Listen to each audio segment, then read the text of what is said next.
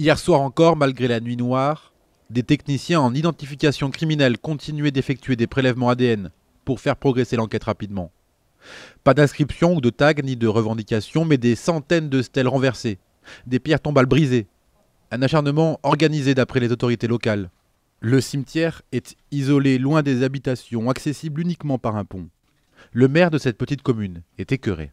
Un sentiment de dégoût, puisque cet acte est totalement abject, inqualifiable, et l'autre sentiment, c'était l'incompréhension. Je ne comprends pas comment des individus sont capables de faire de tels actes dans un cimetière à Sarre-Union. Je ne le comprends pas. On ne sait pas encore précisément quand cela s'est passé, probablement entre jeudi et dimanche. Sur Twitter, Manuel Valls a évoqué une insulte à la mémoire.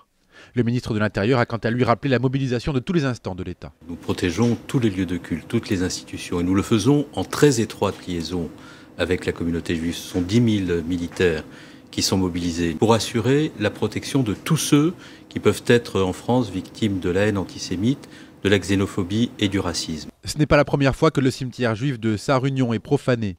En 1988, une soixantaine de stèles avaient été renversées et en 2001, 54 tombes avaient été saccagées.